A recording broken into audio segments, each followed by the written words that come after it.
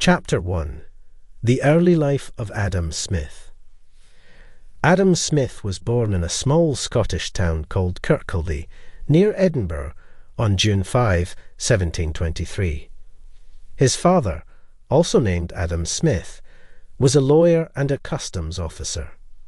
Sadly, he passed away 2 months before Adam was born.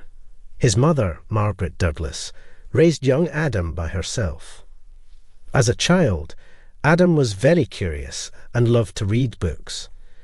He was especially interested in history, science, and philosophy.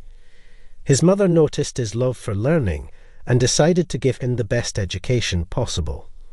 So, she enrolled him in the Burgh School of Kirkcaldy. This was a well-known school in Scotland, where Adam studied subjects like Latin, mathematics, and writing. Adam proved to be a brilliant student, and his teachers were very impressed by his intelligence and hard work. When he was only 14 years old, he won a scholarship to study at the University of Glasgow. This was an incredible opportunity for someone so young. Adam's mother was very proud and supported him as he left home to pursue his education. At the University of Glasgow, Adam Smith studied a wide range of subjects. He took classes in mathematics, natural sciences, logic, and moral philosophy. He was particularly fascinated by the teachings of his professor, Francis Hutcheson.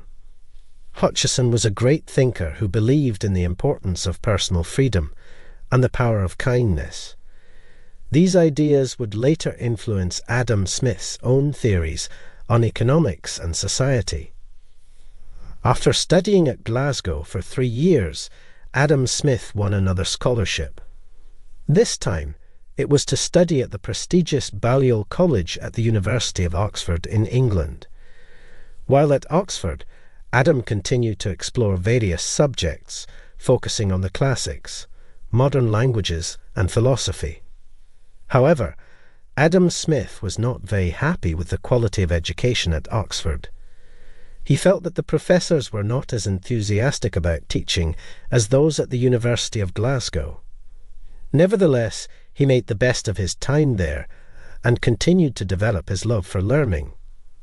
In summary, Adam Smith's early life was defined by his curiosity, intelligence, and passion for education.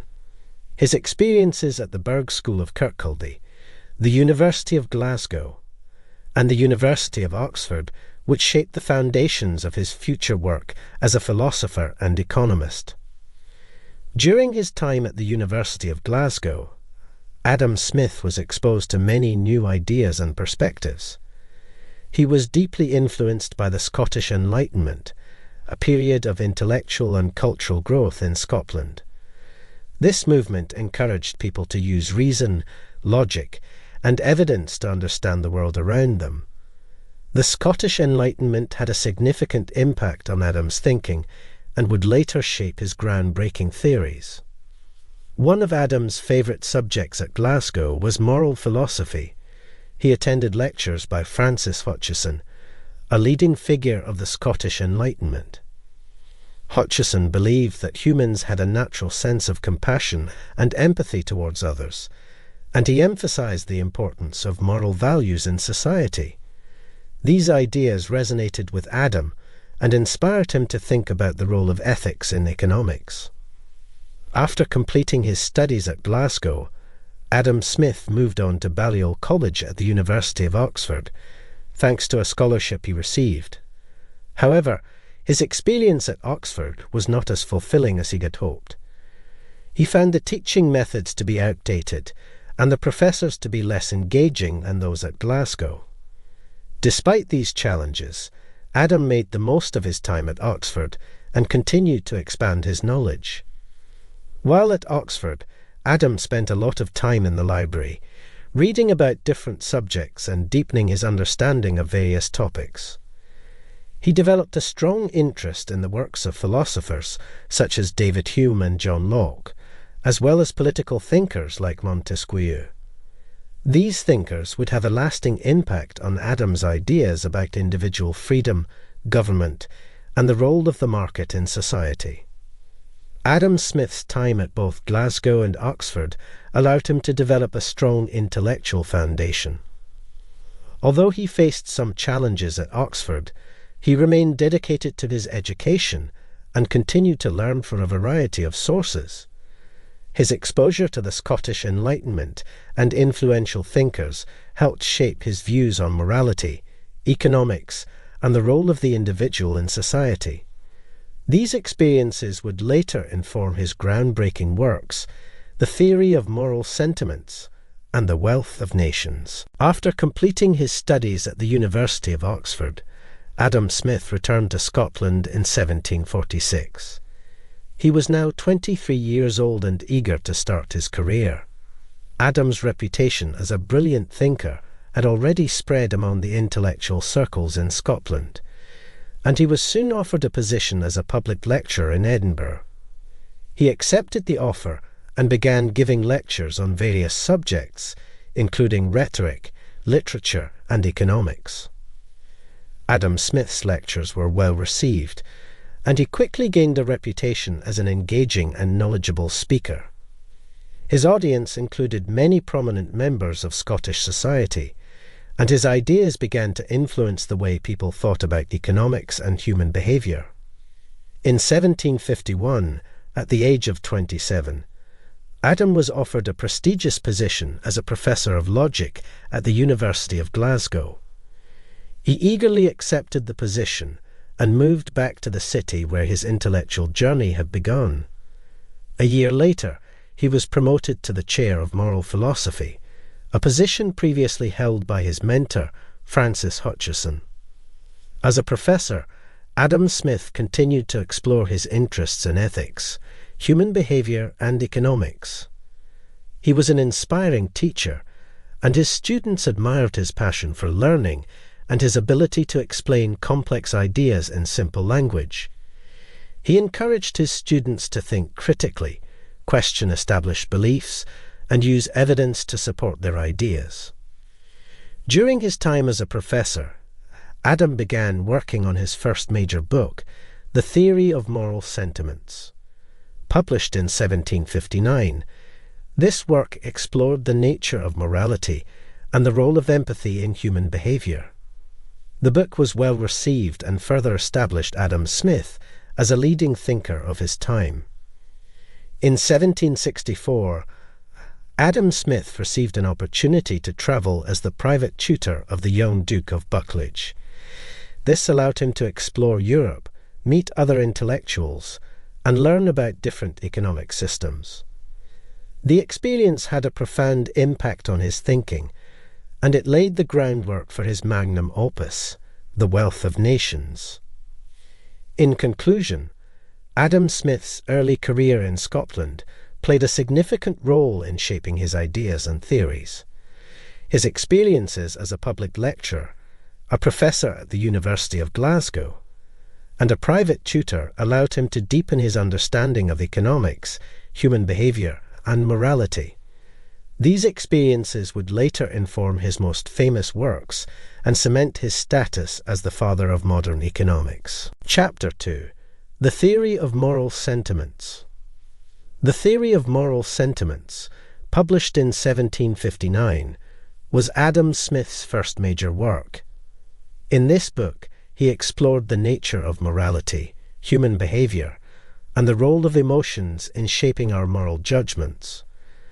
Although Adam Smith is best known for his economic theories, the Theory of Moral Sentiments provided important insights into his views on human nature and ethics.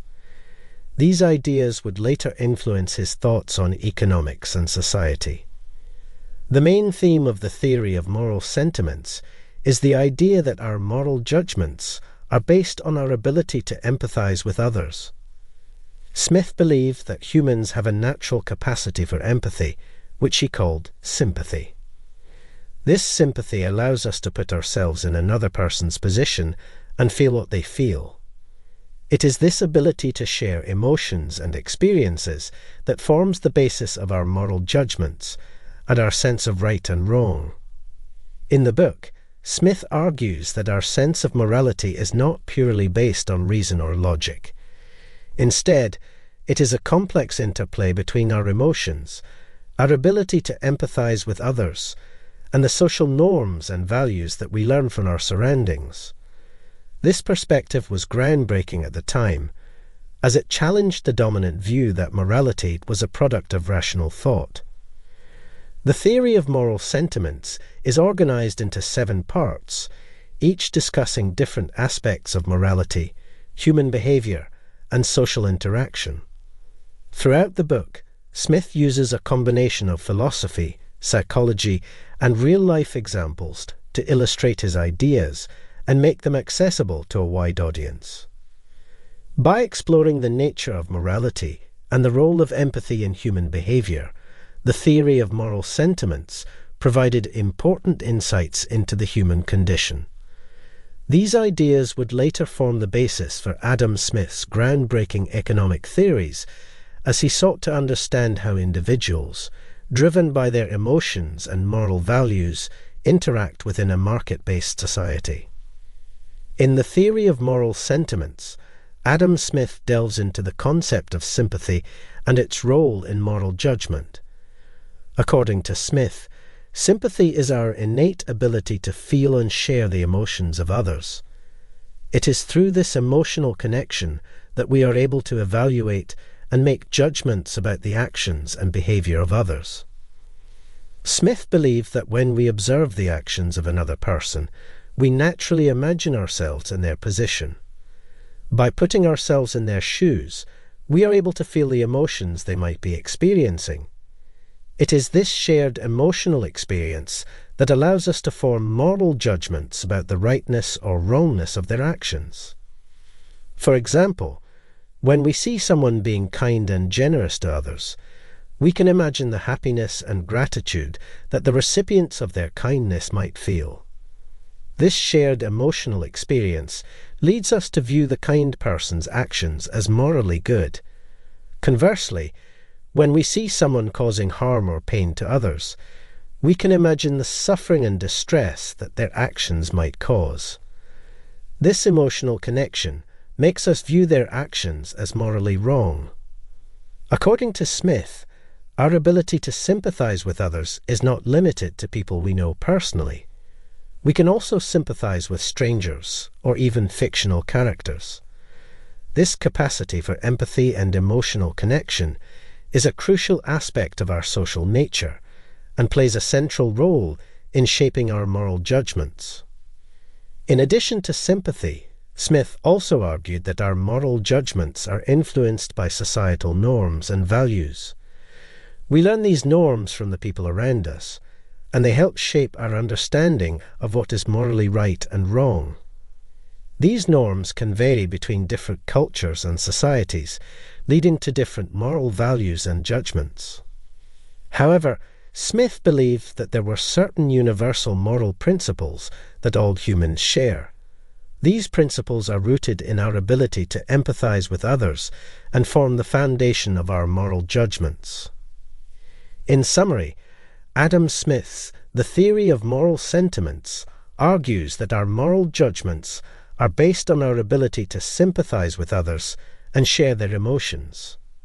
This capacity for empathy, combined with the social norms and values we learn from our environment, forms the basis of our understanding of morality and guides our judgments of right and wrong. In The Theory of Moral Sentiments, Adam Smith also discusses the importance of virtues and their role in shaping individual behavior and society as a whole. He believed that moral virtues are crucial for maintaining social harmony and fostering cooperation among people. According to Smith, virtues can be divided into 2 categories, personal and social. Personal virtues are qualities that individuals possess for their own benefit, such as prudence, self-control, and wisdom. These virtues help individuals make wise decisions, avoid harmful actions, and lead a fulfilling life. On the other hand, social virtues are qualities that individuals possess for the benefit of others and society as a whole. These virtues include benevolence, justice, and compassion.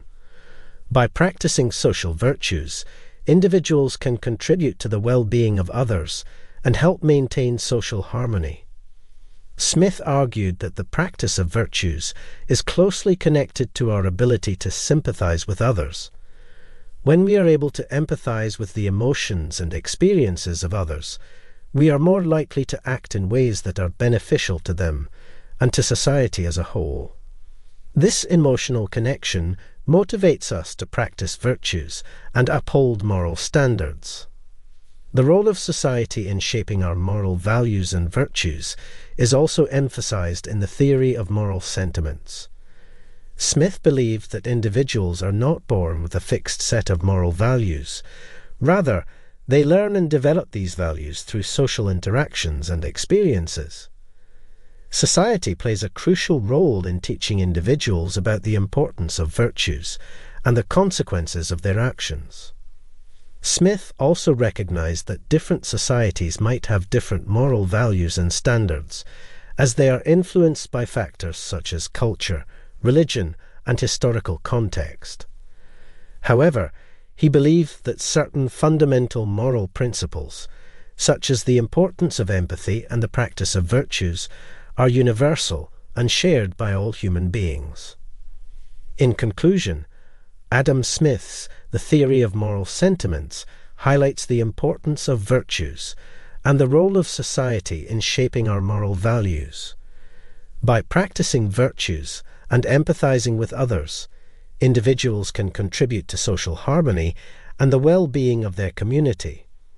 This understanding of morality and human behavior would later influence Smith's economic theories as he sought to explore the ways in which individuals interact within a market-based society. Chapter 3. The Wealth of Nations. The Wealth of Nations, published in 1776, is Adam Smith's most famous work and a foundational text in the field of economics. In this book, Smith explored the principles of economic growth, the division of labor, and the role of free markets in promoting prosperity. His ideas have had a profound impact on economic theory and policy, earning him the title of the Father of Economics. The full title of the book is An Inquiry into the Nature and Causes of the Wealth of Nations, which reflects Smith's motivation to understand the factors that contribute to the economic success of nations. He was particularly interested in identifying the policies and institutions that could promote prosperity and improve the living standards of the population. At the time of its publication, the dominant economic theory was mercantilism, which emphasized the accumulation of wealth through trade surpluses and the acquisition of gold and silver. Mercantilist policies often involved protectionist measures, such as tariffs and subsidies, to promote domestic industries and discourage imports. However, Adam Smith believed that mercantilism was a flawed approach to economic growth. He argued that the true source of a nation's wealth was not the accumulation of gold and silver, but rather the productivity of its labor force. By increasing productivity and promoting efficient resource allocation, nations could achieve higher levels of output and prosperity. To support his argument, Smith introduced several key concepts in The Wealth of Nations, such as the division of labor, the invisible hand, and the benefits of free trade. He also provided a detailed analysis of various economic systems and their impact on productivity, wages, and living standards.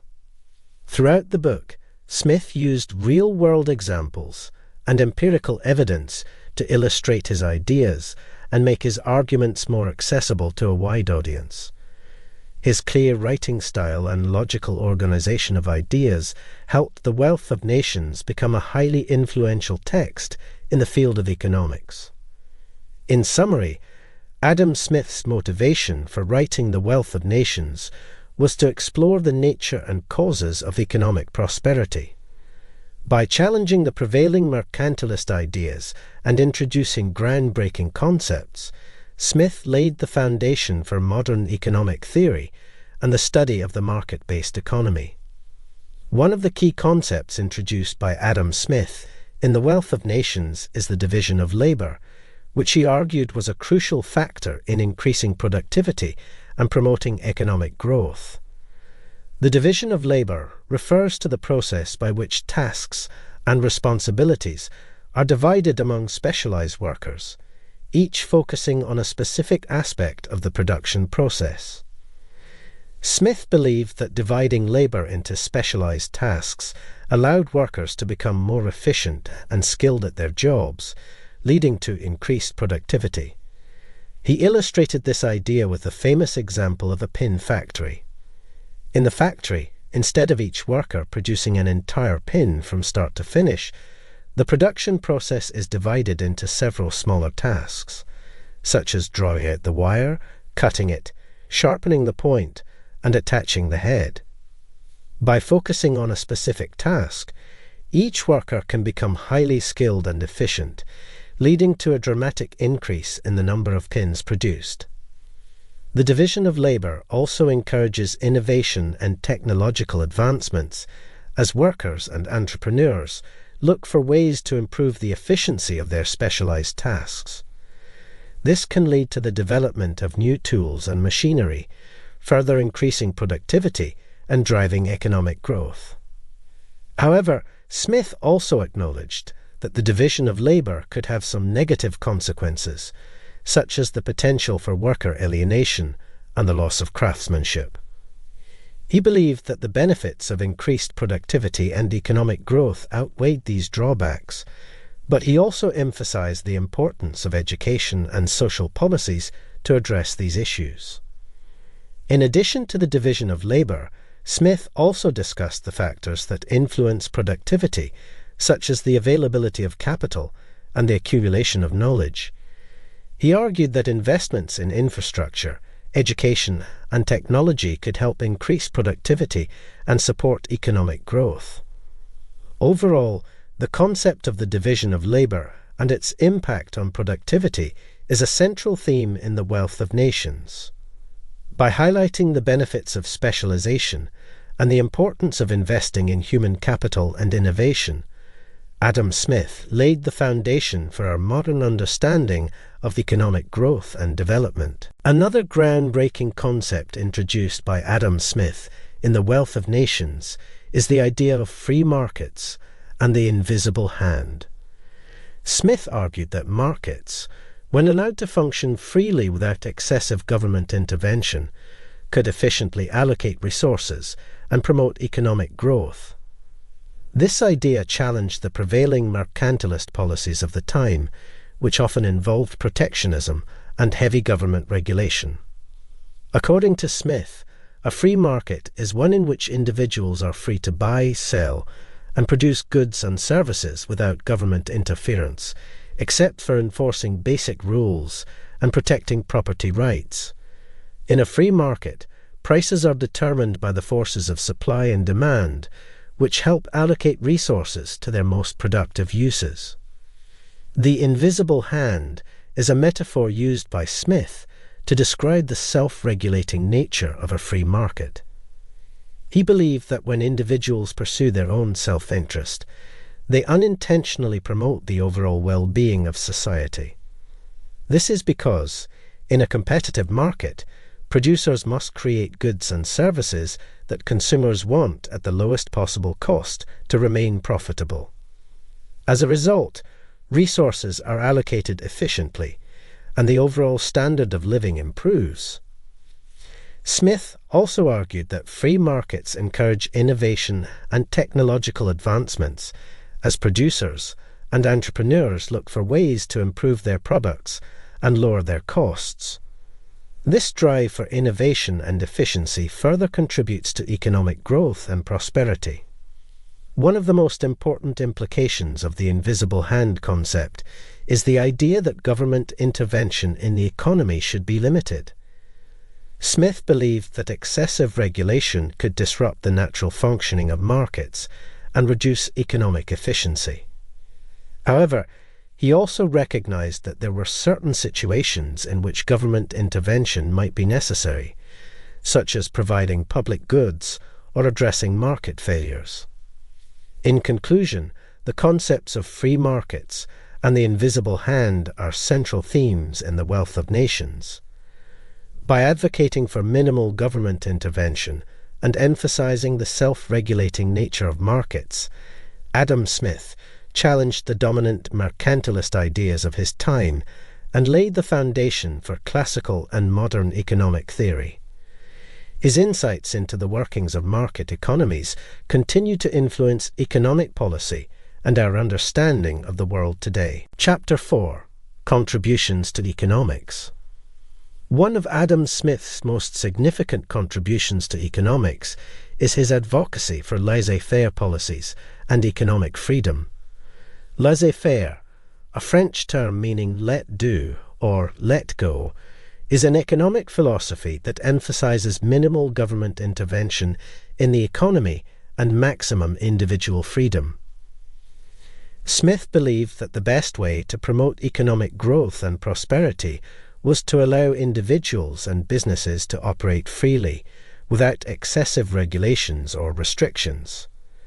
He argued that when people are free to make their own economic decisions, they are more likely to pursue activities that benefit both themselves and society as a whole. This idea is closely connected to the concept of the invisible hand, which suggests that individuals pursuing their self-interest can inadvertently promote the common good. By promoting economic freedom, Smith argued that markets would be more efficient, innovative, and responsive to consumer needs. Producers would have the freedom to adapt to changing market conditions, experiment with new technologies, and enter new markets.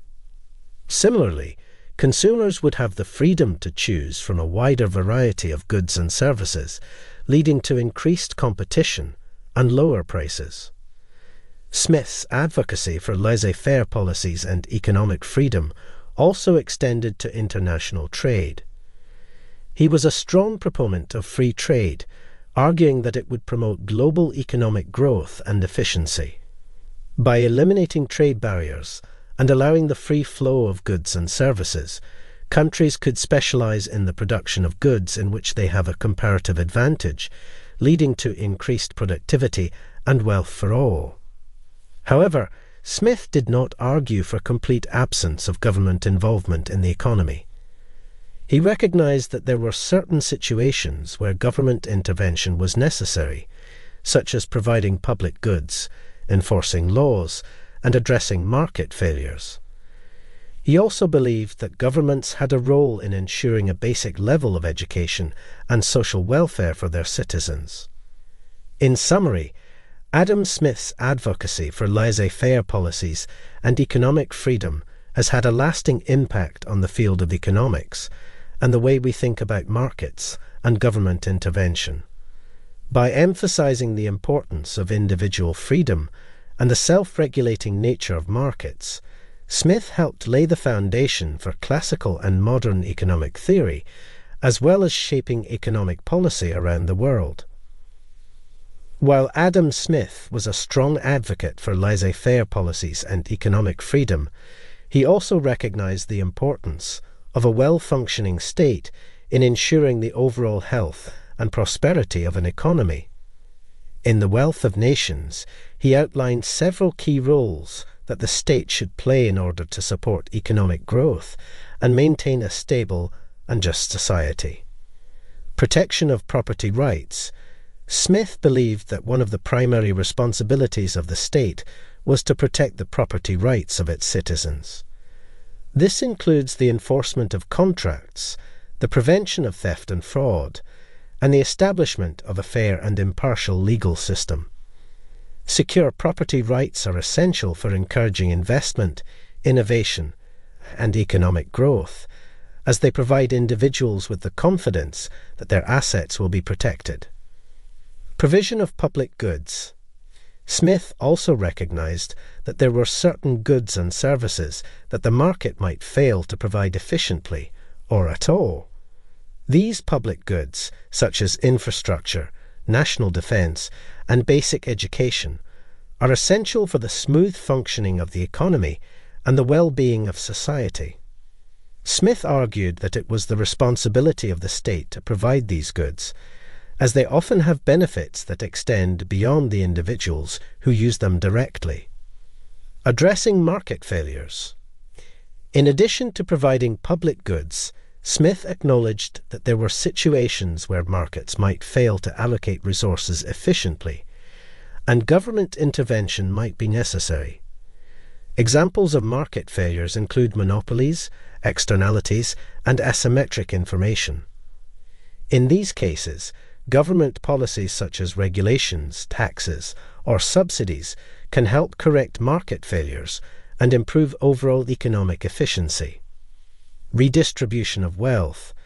While Smith believed in the power of markets to generate wealth and prosperity, he also recognized that they could lead to significant income inequalities. He argued that the state had a role in addressing these inequalities through the provision of social welfare programs and progressive taxation. By ensuring a basic level of economic security and opportunity for all citizens, the state can help maintain social cohesion and prevent unrest. Maintaining macroeconomic stability.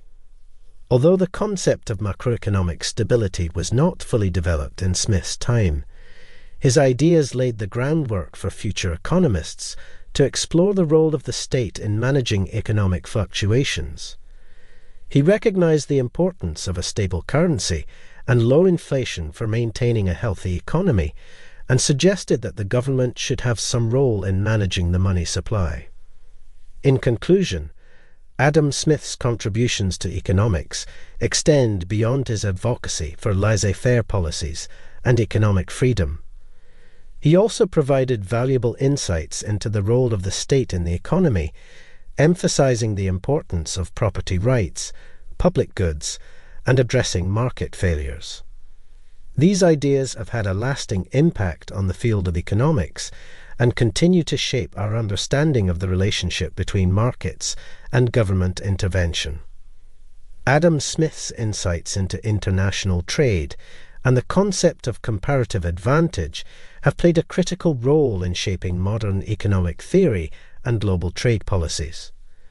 In The Wealth of Nations, he emphasized the benefits of free trade and specialization, arguing that countries should focus on producing goods and services in which they have a relative advantage over others. Smith's ideas on international trade were based on the principle of absolute advantage, which states that a country should specialize in producing goods and services that it can produce more efficiently than other countries. By specializing in areas where they have an absolute advantage, countries can increase their overall productivity and trade the surplus with other nations, leading to higher levels of wealth and prosperity for all. However, Smith's ideas on absolute advantage laid the groundwork for the development of the more advanced concept of comparative advantage by David Ricardo. Comparative advantage states that even if a country does not have an absolute advantage in any good or service, it can still benefit from trade by specializing in the production of goods and services where it has the lowest opportunity cost compared to other nations. The concept of comparative advantage highlights the importance of specialization and the benefits of trade among nations, even when one country is more efficient in the production of all goods. By engaging in international trade and focusing on their areas of comparative advantage, countries can allocate resources more efficiently, achieve greater economies of scale, and ultimately improve the well-being of their citizens. Smith's ideas on international trade and comparative advantage have had a profound impact on economic theory and policy. They provided the intellectual foundation for the liberalization of trade barriers and the establishment of global trade agreements, such as the General Agreement on Tariffs and Trade, GATT, and the World Trade Organization, WTO. These agreements have promoted economic growth, reduced poverty, and fostered greater cooperation among nations. In conclusion, Adam Smith's contributions to the understanding of international trade and comparative advantage have played a significant role in shaping modern economic theory and global trade policies.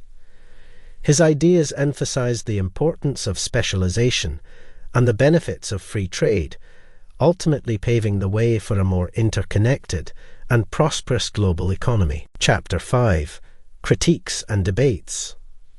Although Adam Smith's ideas have had a profound impact on the field of economics and continue to influence economic policy around the world, they have not been without their critics. Over the years, various aspects of Smith's theories have been questioned, challenged, and debated by economists and thinkers from different schools of thought. Some of the main criticisms of Smith's theories include the labor theory of value. Smith's labor theory of value, which suggests that the value of a good is determined by the amount of labor required to produce it, has been criticized for oversimplifying the complex process of value determination. Critics argue that the value of a good is also influenced by factors such as scarcity, utility, and consumer preferences. The labor theory of value has been largely superseded by the subjective theory of value, which emphasizes the role of individual preferences and marginal utility in determining value. The invisible hand and market efficiency. While the concept of the invisible hand has been widely embraced by proponents of free markets, critics argue that it is overly simplistic and does not account for various market failures and inefficiencies. They contend that markets are not always self-correcting, and that government intervention may sometimes be necessary to address issues such as monopolies, externalities, and information asymmetries. The division of labor and alienation. Smith's emphasis on the division of labor and specialization has been criticized for its potential negative impact on workers, particularly in terms of alienation and the loss of craftsmanship. Critics, such as Karl Marx, argue that the division of labor can lead to dehumanizing work conditions, as workers are reduced to repetitive tasks and lose the sense of fulfillment and pride that comes from creating a finished product. Inequality and social justice. Some critics argue that Smith's theories, particularly his advocacy for laissez-faire policies and economic freedom, have contributed to growing income inequality and social injustice. They contend that unfettered markets can lead to a concentration of wealth and power in the hands of a few, while leaving many others behind. These critics advocate for more robust government intervention in the economy, including progressive taxation, social welfare programs, and labor protections. Despite these criticisms, Adam Smith's ideas and theories continue to be influential and relevant in the field of economics. His work has laid the foundation for much of modern economic thought and has inspired countless economists and thinkers to explore, challenge, and refine his ideas. The ongoing debates surrounding Smith's theories reflect the dynamic nature of the discipline and contribute to our understanding of the complex interactions between markets, governments, and individuals. Adam Smith's theories and ideas have played a significant role in shaping the modern economic system of capitalism. As such, the debates surrounding his work often extend to broader discussions about the merits and drawbacks of capitalism as a whole. These debates involve various perspectives, with some advocating for the benefits of capitalism, while others criticize its shortcomings and argue for alternative economic systems. Proponents of capitalism often cite its ability to generate wealth, promote innovation, and improve the overall standard of living. They argue that the competitive nature of free markets encourages businesses to be more efficient, develop new products and services, and invest in technological advancements. This, in turn, leads to increased productivity, economic growth, and a higher quality of life for society as a whole. Additionally, advocates of capitalism point to its emphasis on individual freedom and personal choice. They argue that by allowing people to make their own economic decisions, capitalism fosters creativity entrepreneurship, and self-determination. This freedom, they contend, is essential for both personal fulfillment and the overall progress of society. However, critics of capitalism raise several concerns, including income inequality, environmental degradation, and the exploitation of workers. They argue that capitalism's focus on profit and growth can result in significant disparities in wealth and opportunity, as well as the depletion of natural resources and the degradation of the environment. These critics often advocate for more government intervention and regulation to address these issues and promote a more equitable and sustainable economic system. Some opponents of capitalism also argue that it can lead to the commodification of human relationships and a focus on materialism over more meaningful aspects of life. They contend that the competitive nature of capitalism encourages selfishness and individualism, rather than cooperation and solidarity. The debate over capitalism is complex and multifaceted, reflecting the diverse range of perspectives and values within society. While Adam Smith's theories have been instrumental in shaping the capitalist system, the ongoing discussions about its merits and drawbacks demonstrate the need for continued exploration, reflection, and dialogue about the best way to organize our economies and societies.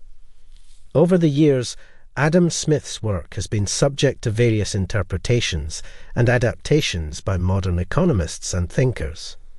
As the discipline of economics has evolved, scholars have revisited Smith's ideas and theories, re-examining them in light of new insights and perspectives. These modern interpretations often involve re-evaluating Smith's work through the lens of contemporary economic theories, as well as applying his ideas to new and emerging economic issues. One prominent example of this is the reinterpretation of Smith's ideas within the context of behavioral economics.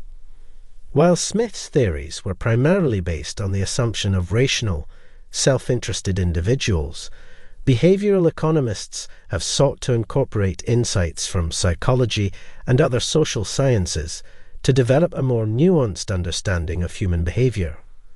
By examining how factors such as cognitive biases, emotions, and social influences can impact economic decision-making, these researchers have expanded and enriched our understanding of Smith's theories, such as the concept of moral sentiments and the role of sympathy in shaping economic behavior. Another modern interpretation of Smith's work involves the examination of his ideas within the context of globalization and international economic relations. As the world has become increasingly interconnected, economists have revisited Smith's theories on international trade, comparative advantage, and specialization to better understand the dynamics of global economic integration. This has led to a renewed interest in Smith's work and its relevance for addressing contemporary challenges, such as trade imbalances, global inequality, and the impact of multinational corporations on local economies. Environmental economics is another area in which Smith's ideas have been reinterpreted and applied to modern challenges. While environmental issues were not a primary focus of Smith's work, his ideas on the efficient allocation of resources and the role of markets have been adapted to address problems such as climate change, pollution, and resource depletion. By examining how market mechanisms and government policies can be used to promote sustainable development and resource conservation, environmental economists have built upon Smith's ideas to develop new solutions for today's ecological challenges. In summary, the modern interpretations of Adam Smith's work demonstrate the enduring relevance and adaptability of his ideas, as well as the ongoing importance of his contributions to the field of economics. By revisiting and reinterpreting Smith's theories in light of contemporary perspectives and challenges, economists and thinkers have enriched our understanding of his work and expanded its application to a wide range of economic issues. These ongoing dialogues and debates surrounding Smith's ideas reflect the dynamic nature of economics as a discipline and contribute to our ongoing quest for knowledge and understanding. Chapter 6. Adam Smith's Legacy. Adam Smith's work, particularly The Wealth of Nations and the Theory of Moral Sentiments, has left a lasting impact on the field of economics and has influenced generations of economists and thinkers. His ideas have shaped the way we understand markets, human behavior, and the role of government in the economy. In this chapter, we will explore some of the ways in which Smith's ideas have influenced economic thought and how his legacy continues to be relevant today. One of the most significant contributions of Adam Smith to economic thought was the development of classical economics, a school of thought that emphasizes the importance of free markets, competition, and individual choice. Smith's ideas laid the groundwork for the theories and principles of classical economists such as David Ricardo, Thomas Malthus, and John Stuart Mill. These thinkers expanded upon Smith's ideas, refining and building upon his theories in order to develop a comprehensive understanding of economic behavior and the workings of the market. Smith's concept of the invisible hand, which suggests that markets are self-regulating and efficient when left to their own devices, has become a cornerstone of modern economic thought. This idea has been central to the development of neoclassical economics, a school of thought that seeks to explain economic behavior through the lens of rational, self-interested individuals.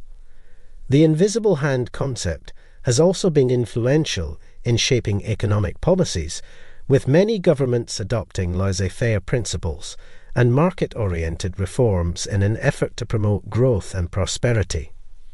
In addition to his impact on classical and neoclassical economics, Smith's ideas on moral sentiments and the role of sympathy in human behavior have influenced the development of behavioral economics.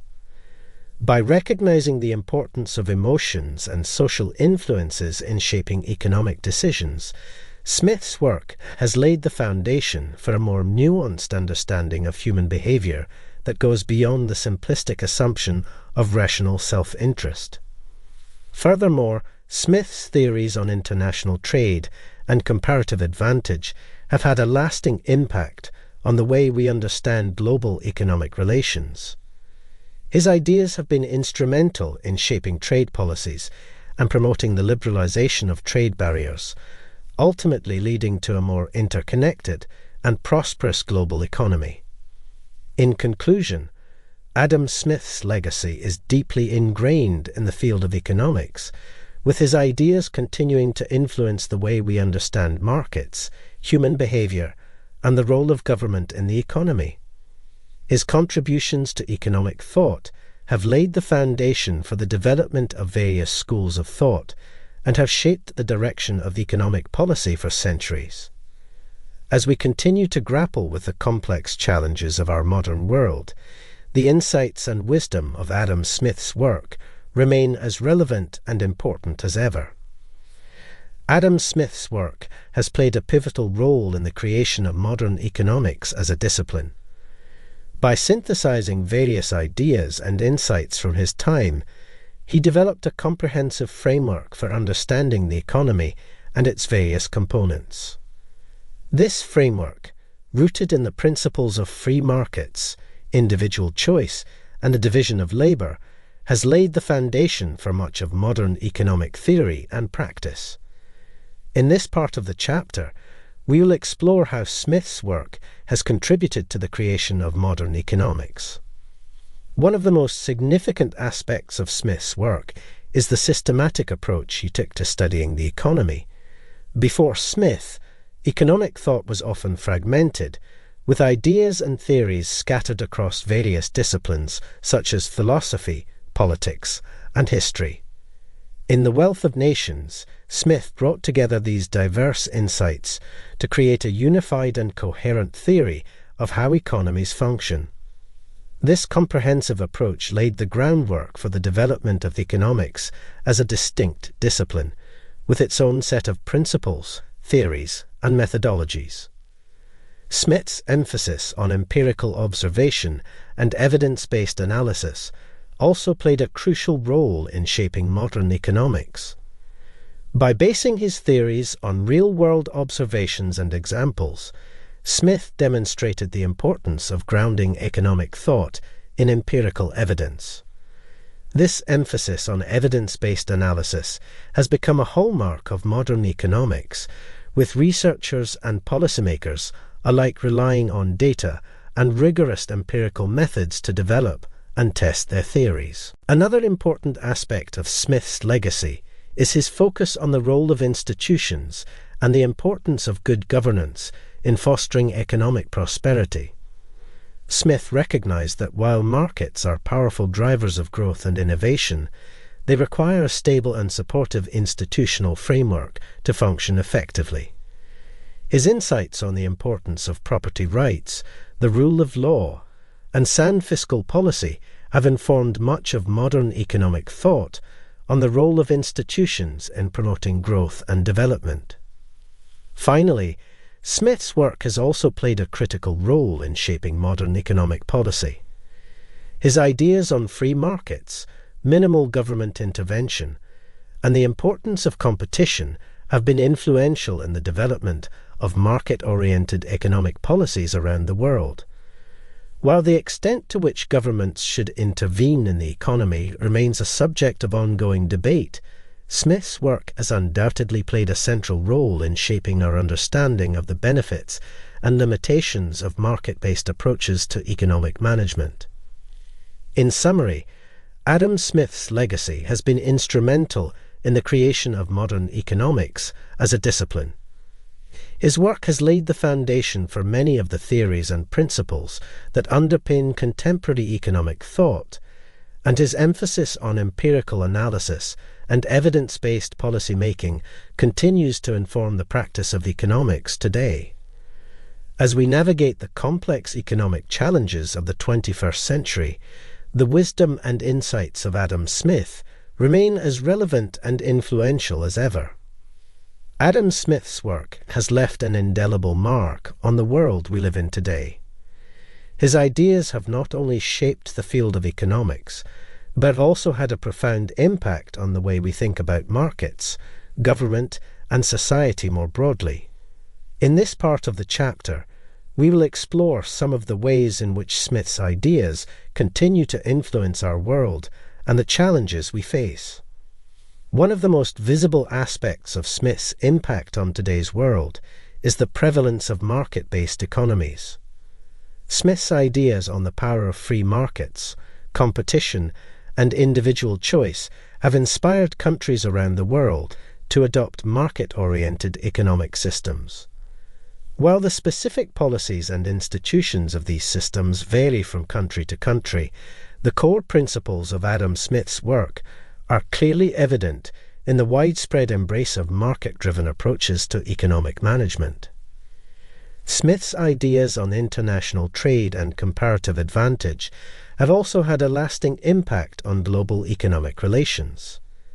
His insights on the benefits of trade and the importance of specialization have informed trade policies and contributed to the liberalization of trade barriers. As a result, global trade has expanded significantly over the past few centuries, fostering economic growth, job creation, and increased prosperity for many nations. In addition to shaping economic policies and institutions, Smith's work has also had a significant impact on the way we think about human behavior and social relations. His insights on moral sentiments, the role of sympathy, and the importance of social norms have informed the development of fields such as behavioral economics and social psychology. By recognizing the complex interplay of emotions, social influences, and rational decision-making, Smith's work has contributed to a more nuanced understanding of human behavior and its implications for economic and social policy. Smith's ideas on the role of government in the economy have also had a lasting impact on policy debates around the world. While Smith advocated for minimal government intervention in the market, he also recognized the importance of public goods, infrastructure, and the provision of basic services. This balance between the benefits of markets and the need for government action has informed policy debates on issues such as income inequality, taxation, and the provision of public services. Finally, Smith's emphasis on the importance of institutions and the rule of law has had a lasting impact on our understanding of the factors that contribute to economic growth and development.